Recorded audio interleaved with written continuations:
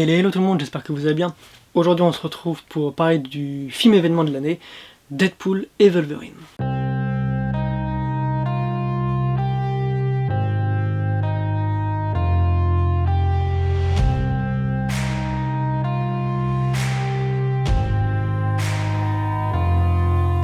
Alors cette vidéo, je vais faire une petite partie sans spoil et une autre partie avec, parce qu'il y a quand même pas mal de choses à dire, à raconter sur ce film.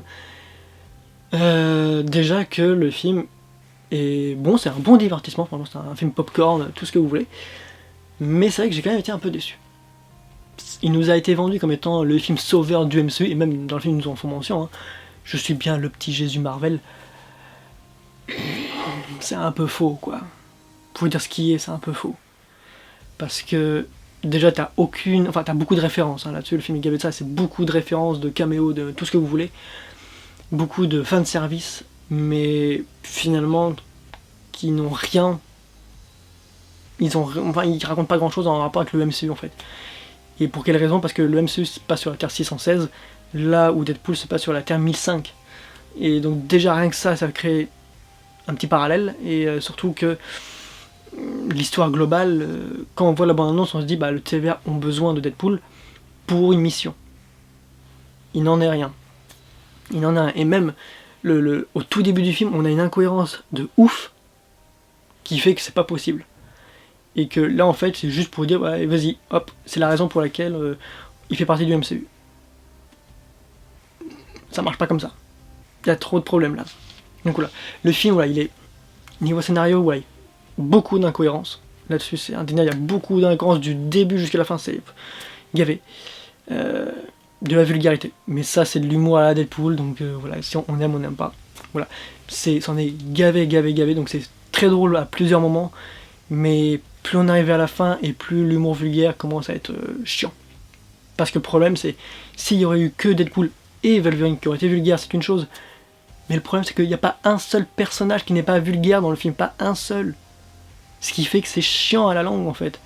Au début ça peut être marrant, au début, ça peut être marrant à d'autres moments par-ci par-là, mais quand tout le monde est vulgaire, quand ça arrive à tout le temps et du début à la fin pendant 2 heures, ça devient une prise de tête en fait. C'est pas pour rien que les spectacles humoristiques un peu à Michael Youn, ça dure 1h30, même ses films. Donc voilà, mais bref, c'est pour dire, en fait la vulgarité c'est pour dire que ça va bien 5 minutes. Mais pendant 2 heures où tous les personnages sont vulgaires, ça commence à être chiant. Et le film malheureusement, il est beaucoup trop... Il y a beaucoup de vulgarité, c'est aucune chose, mais beaucoup trop dans tout le film. Du gore, là-dessus, ça en est gavé, c'est même par moments assez macabre, hein, pour vous dire, à des moments où tu dis what, c'est 2 fois plus violent que je trouve que les premiers films Deadpool, tellement c'est ensanglanté, et tellement il y a des scènes, tu te dis, ah, ok, c'est quoi ça? C'est particulier. Donc ouais, donc préparez-vous, parce que franchement Deadpool c'est très... Le troisième franchement il est très gore, et très vulgaire aussi. Donc voilà, donc vous êtes prévenus. Si vous savez ce qu'est Deadpool, bah tant mieux, et si vous ne savez pas, regardez peut-être les autres films d'abord avant, parce que franchement vous serez pas pareil sinon. Après, voilà, donc après les scènes d'action, voilà, je sais que la réalisation a été un peu reprochée là-dessus, mais bon, Deadpool ça n'a jamais révolutionné en termes de réalisation, le MCU non plus, à part peut-être Chloé Zhao pour Les Éternels, ou Sam Raimi pour Doctor Strange, même si lui il avait un cahier de charge obligatoire à remplir. Mais eux c'est pareil, donc, et Sean Levi de toute manière, dans ses films qu'il a fait, comme La Nuit au musée, il a fait une réalisation mais qui collait pour ce genre de film, mais ça révolutionnait pas. Ou tous les autres films qu'il a fait, Real Steel ou autre, ça n'a jamais révolutionné. Là il fait Deadpool, ça ne révolutionne pas non plus, comme les 2 premiers films. Donc voilà, donc c'est pour ça qu'il n'y a pas de... Moi ça m'a pas plus dérangé que ça. Ça révolutionne pas, mais ça m'a pas dérangé. Le côté qu'il y ait des scènes d'action qui soient illisibles, c'est pas... Je suis pas totalement d'accord, moi j'ai trouvé que c'est lisible. Il y avait peut-être une scène d'action, où il y avait un petit moment qui durait peut-être 2 secondes, où oui c'était lisible à cause du montage. Mais sinon voilà, le générique de début, où c'est une scène d'action violente, gore, tout ce que vous voulez, là je l'ai trouvé magnifique. Comme tous les génériques de Deadpool d'ailleurs, ils sont magnifiques. Plus on va, plus après, oui, la réalisation en termes de pour les scènes d'action ne sont pas révolutionnaires et même sont très classiques, très lambda. Mais moi je m'attendais à ça en fait pour un film Deadpool. Je m'attendais à rien d'autre. Et la fin, la fin, enfin, l'une des scènes finales, on va dire, en combat, je veux dire, moi je l'ai trouvé plutôt stylé. Le fait quand il marche au ralenti, cette scène est filmée de manière particulière, parce qu'en fait c'est filmé que de profil dans ce sens-là, de gauche à droite. Enfin, ça défile comme ça du moins. Et franchement, je trouve que c'est plutôt intéressant. On n'a pas l'habitude trop de voir ça, mais c'est vrai que ça révolutionne pas. On a déjà vu, oui, dans 2-3 films comme ce genre de réalisation, ce genre de scène d'action et tout, mais ça passe. Ça passe.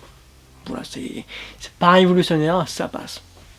C'est pareil, les décors, c'est pas incroyable non plus.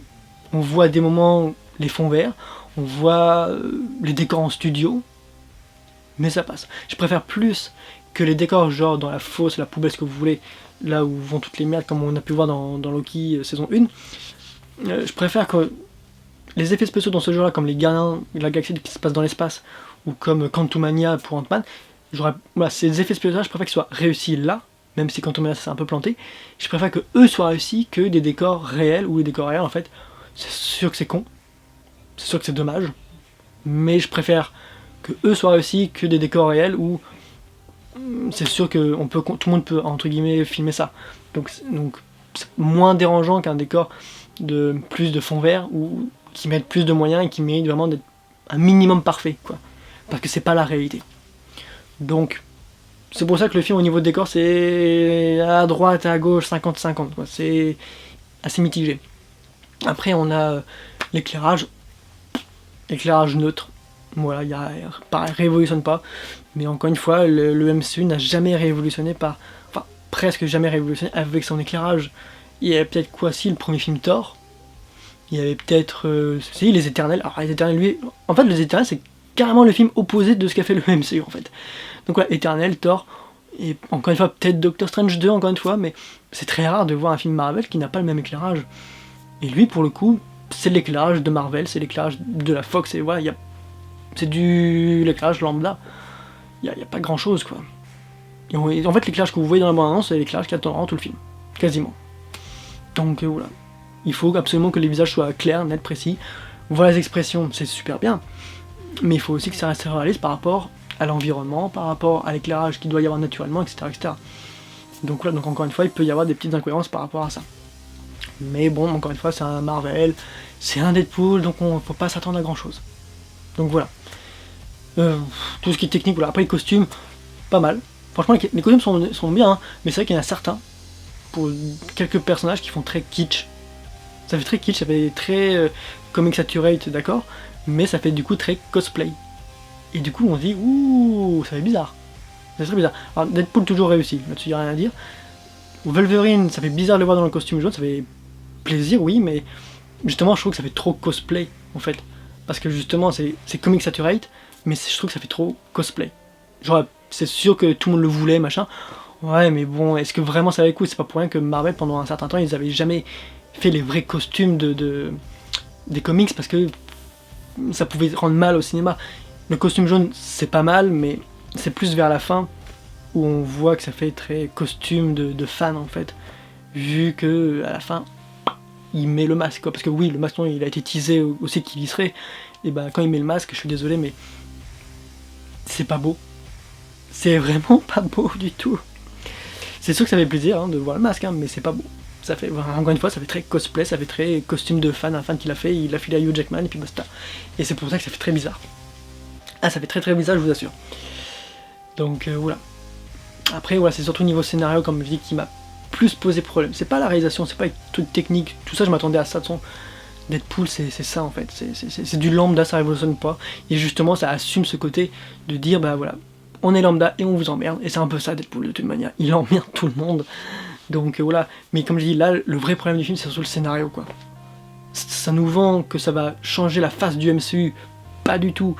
On nous dit qu'on peut le regarder sans avoir vu, par exemple, Loki, pas du tout non plus.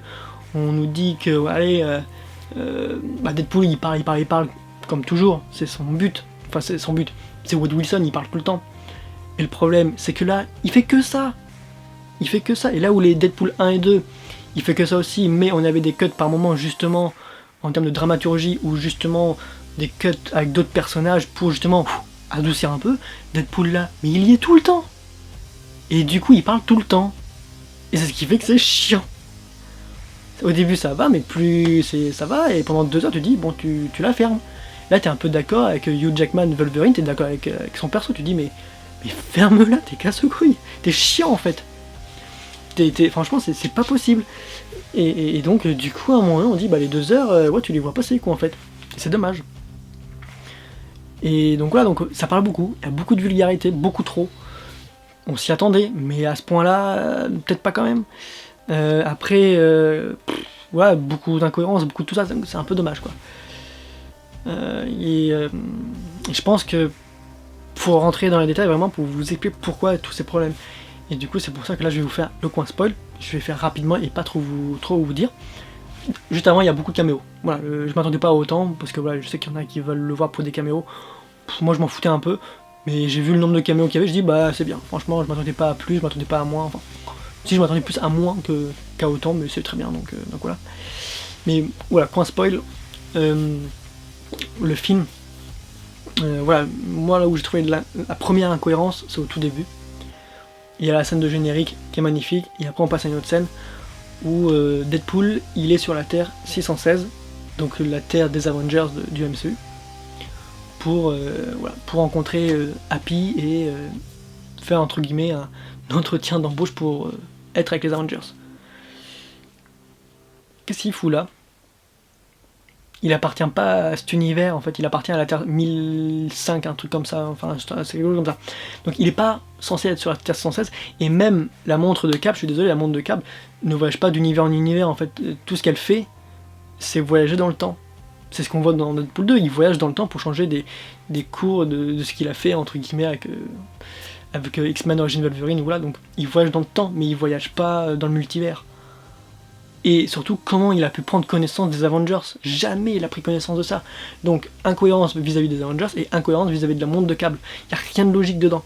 Donc, c'est pour ça que déjà, dès le début, tu vois l'incohérence, tu dis ok, donc le film déjà il va être incohérent sur toute la ligne. Ouais, il y a d'autres incohérences que je vais pas vous dire, parce que voilà, j'aime pas faire de spoil, déjà, j'aime pas trop, mais c'est mieux pour vous aussi, parce qu'il y a beaucoup de choses à dire. Donc voilà, donc dès qu'on voit cette première scène au début, ok, on sait que le film déjà il va y avoir des incohérences dedans, flagrantes, non flagrantes, ça dépend. Après, ça dépend de votre vision de Deadpool, Wolverine et du MCU. Après, comme je dit, beaucoup de vulgarité. Il y a un Deadpool, il y a plusieurs variantes de Deadpool, dont un qui est un gamin. Et il est salace, il est étonnant. Et comme dit un autre variant de Deadpool, ah lui c'est, je sais plus, c'est Deadpool le plus jeune, un des plus jeunes, et c'est le plus salace de tous. Ah ouais, sauf que tu dis, ça craint. C'est pas trop possible, enfin c'est possible d'être vulgaire même à âge assez bas, mais comme ça, peut-être pas quand même. Même pour un Deadpool quoi, je suis désolé, c'est un peu exagéré quoi. Après, voilà, il y a beaucoup de caméos, voilà. Il y a beaucoup de variantes de Deadpool, il y a beaucoup de variantes de Wolverine. Il y en a un en particulier qui n'est pas joué du coup par Hugh Jackman, et je vous dis pas par qui c'est. Voilà, je vais pas vous dire qui interprète ce mini variant de Wolverine qui apparaît peut-être qui apparaît pendant 1 minute à peine. Je vais pas vous dire par qui il est joué, mais quand on le voit, en fait, on pensait à plein de monde sauf à lui.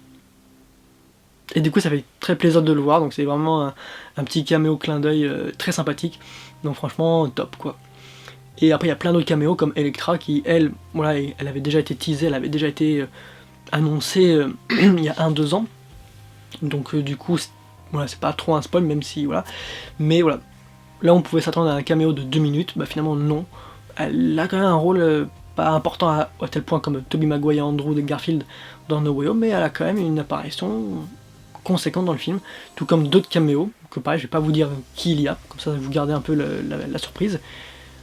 Mais ouais, il y a des petites choses comme ça, et les combats, pas comme par exemple Deadpool et Wolverine se foutent sur la gueule à un moment donné, dans la voiture, qu'on le voit dans la bande-annonce, ils se foutent sur la gueule. Et la scène, franchement, elle est incroyable, parce que ils se foutent sur la gueule, ok? Il y a du sang partout, la musique qu'ils ont choisie pour cette scène, franchement, ça fait très bizarre. Mais je sais pas pourquoi, moi personnellement j'ai trouvé que c'était bien choisi. C'est une musique qui est culte d'un ancien film d'une comédie musicale des années 80 que je vais pas vous dire laquelle, parce qu'il y en a eu quand même quelques-unes de comédies musicales dans les années 80, donc à vous d'essayer de trouver. Et si vous voyez le film, bah, vous verrez du coup de quel film des années 80 je veux parler. Mais du coup, voilà, il y a une petite référence donc là-dessus. Au niveau musique, il y a beaucoup de musique dans le film qui sont top, et c'est plutôt... ça rend bien en scène d'action en fait. Ça rend bien en scène d'action, pour celle-ci du moins ça rendait parfaitement bien, comme pour la première. Donc voilà, c'est top. Par contre, voilà, la voiture, par contre, elle s'en prend plein la figure. Elle est, mais...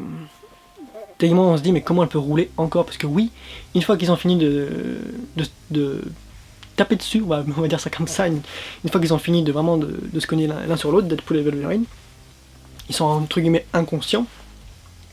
Et il y a quelqu'un qui vient pour prendre la voiture. Sauf que la voiture, avec tout ce qu'elle s'est pris dans la figure, vu que les deux ils se foutaient dessus, je suis étonné qu'elle fonctionne encore. Même pour un film à Deadpool et Wolverine, même s'ils sont dans les abysses, la fosse, enfin ce que vous voulez, il y a quand même un minimum de logique à avoir, quoi. Et là, je suis quand même assez étonné qu'elle fonctionne encore. Mais bon, encore une fois, ça tu t'en fous un peu, quoi. C'est une incohérence, mais tu t'en fiches. C'est, voilà, tu te dis, bon, c'est de l'absurde. Son Deadpool, c'est absurde, et voilà. Après, donc voilà, donc je vais pas trop vous dire d'autres choses là-dessus au niveau spoil comme ça. Il y a le dernier que je peux vous faire, pour vraiment expliquer à tel point c'est un peu dommage le film, c'est le côté de Paradox. Paradox, le mec de la TVA. Quand on voit la balance, on se dit ils ont besoin de Deadpool pour une mission. Et en fait, pas du tout. C'est juste que on pense que le méchant c'est Cassandra Nova, la méchante, et non, le vrai méchant c'est Paradox. C'est pas le TVA, c'est Paradox, c'est lui le méchant. Il fait des petites missions que le TVA n'est pas au courant. Et résultat, c'est pour ça que Paradox n'est pas très gentil. Sauf qu'il est très con aussi. Parce que il prend Deadpool, on dit bah il est là pour une mission, sauf qu'en fait non. Et en fait, Paradox il veut faire quelque chose avec l'univers de Deadpool, là-dessus je vais pas vous dire ce que c'est, mais il veut faire quelque chose avec l'univers de Deadpool. Deadpool bien sûr, Wade Wilson n'est pas content, mais le truc que je comprends pas c'est pourquoi l'avoir récupéré Wade. Parce que même si c'est pour le sauver, même si c'est pour autre chose, voilà, pour faire pas mal de petits bidules chouettes, ce que vous voulez, je vois pas l'intérêt en fait. Parce que pouvoir de guérison, bah, c'est pas le seul X-Men à l'avoir, Wolverine la preuve, et puis même, on sait comment il est, Wade Wilson, au niveau de son humour, au niveau de son intelligence, au niveau de ses pouvoirs et tout, donc pourquoi lui en particulier? Il n'y a pas vraiment trop d'explications là-dessus, ce qui est un peu dérangeant. Ce qui est un peu dommage du coup. Donc voilà. Et même quand on voit les autres Deadpool après, même comme ça, on n'a pas plus d'explications. On a un petit peu, mais c'est vite expédié. C'est comme l'explication pour Wolverine du pourquoi il est un peu déprimé, pourquoi il est alcoolique. C'est sûr que c'est notre vision. C'est sûr que c'est intéressant. Mais ça vaut pas la version déprimée alcoolique de Logan, ça vaut pas ça, c'est clair. Et puis les raisons sont un peu moyennes. Enfin, ça aurait été bien de le montrer. C'est vrai que ils ont pas osé montrer pourquoi Wolverine il est comme ça. Ils en font juste une ligne de dialogue et basta. Et c'est vrai que c'est un petit peu dommage, quoi. Ils auraient mérité un peu plus de profondeur, un peu plus d'exploitation là-dessus. Mais bon, encore une fois, sur 2 heures de film. Mais c'est vrai qu'il y a beaucoup de scènes d'action, il y a beaucoup de comme ça, et je pense qu'ils auraient pu en enlever une pour développer un peu tout ça. C'est dommage, mais encore une fois, c'est comme ça. Voilà. Et puis, beaucoup de références aussi. Voilà, beaucoup de caméos, beaucoup de références. Là-dessus, les références, voilà, du début à la fin, les références, ça y va. Sur Disney, sur la Fox, sur Kevin Feige, sur le MCU, sur Ryan Reynolds, Hugh Jackman, Blake Lively, sur beaucoup de personnes. Il y a une tonne de références. C'est tout bonnement ouf. Donc voilà. Après on verra du coup ce que vaut. Le film en vrai, dit comme ça, on dit qu'il a pas mal de défauts. Il a beaucoup de défauts. Parce que si on essaie de voir comme un film qui veut révolutionner le genre comme ça nous a été vendu, on verra largement les défauts. Mais si on le prend plus du coup, comme ça aurait dû l'être depuis le départ, comme un film popcorn divertissement, juste ça en fait, on peut passer un bon moment devant. c'est un bon film là-dessus, voilà, moi je dis, je le recommande parce que voilà, c'est un bon film de divertissement uniquement. Faut pas chercher midi à 14h en fait avec ce film, c'est vraiment, c'est un film, on le regarde, mais voilà, il faut faire abstraction de beaucoup de choses en fait. Un peu long, un peu trop vulgaire, mais c'est tout ce qu'on va reprocher si on le voit comme un divertissement. Mais si on le prend comme un film du MCU et tout, là par contre on va avoir beaucoup de problèmes en fait. Et donc c'est un peu ça le problème. Donc c'est un bon film, mais ça dépend de la vision que vous allez avoir en fait vis-à-vis de ce film. Si vous allez vraiment le voir comme la résurrection de Marvel, ou si vous allez le voir comme un film Deadpool lambda. Parce que c'est ça. C'est un film Deadpool lambda, avec, c'est sûr, Wolverine, des connexions avec en partie le MCU et d'autres choses. Voilà. Mais c'est tout. C'est tout, et voilà. Donc, en espérant qu'ils vont faire différemment pour les prochains films, je pense qu'en fait, moi je pense que ce qu'ils vont faire, c'est que Deadpool, il est sur la Terre 1005. Et vu que Kevin Feige nous a pas... Je sais même pas si c'est officiel ou pas, mais normalement, après la saga du multivers, on doit se centrer sur la saga des mutants. Et je pense qu'en fait, on retrouverait donc ce Deadpool dans l'univers des mutants, mais plus tard. Donc une fois que les Avengers, Secret Wars et compagnie seront passés. Et donc je pense que ça peut être un truc un peu plus comme ça. Et puis de tenir, on attend de voir aussi Captain America 4, de voir ce que ça va donner. Parce que je pense qu'on va retrouver le Céleste, parce que si on le retrouve pas dans le film, ça sera un peu bizarre aussi. Donc on verra tout ça de toute manière. Moi je suis pas très théorie, moi j'aime pas trop ça. En écouter, j'en écoute de temps en temps, mais je suis pas très théorie. Donc c'est pour ça que je n'en ferai pas. Et puis de toute manière, là en ce moment, j'ai diminué un peu les vidéos, vous allez en avoir un peu moins de critiques, surtout le mois prochain. Il y aura peut-être Trap et Alien, je sais pas encore, je vais voir. Mais il y aura de moins en moins de vidéos, il y aura toujours les vidéos sorties physiques là-dessus, faut pas s'inquiéter, il y aura toujours les sorties physiques. Mais au niveau critique, par contre, j'en ferai peut-être un petit peu moins, par contre. Donc voilà. Donc on verra tout ça, j'espère en tout cas que cette critique vous aura plu. N'hésitez pas à me dire en commentaire ce que vous pensez de Deadpool et Wolverine si vous l'avez vu et si ça vous tente. Parce que comme je dis, c'est un film popcorn, vous pouvez le voir. Mais vous êtes prévenu que c'est un film très vulgaire, très gore, très macabre par moments. Mais voilà, si on est fan du MCU, si on est fan du perso, je pense qu'on peut aimer quand même le film, un minimum. Quoi qu'il arrive, si on aime le MCU ou Deadpool, on aimera un minimum le film. Et ça, c'est déjà un bon point. Voilà, donc j'espère que cette vidéo vous aura plu, malgré qu'elle soit un petit peu longue, plus longue que d'habitude du moins. N'hésitez pas à vous abonner, à laisser un pouce bleu, un commentaire, à dire ce que vous avez pensé de la vidéo ou donc du film si vous l'avez vu. Sur ce, donc, je vous dis à la prochaine. Ciao.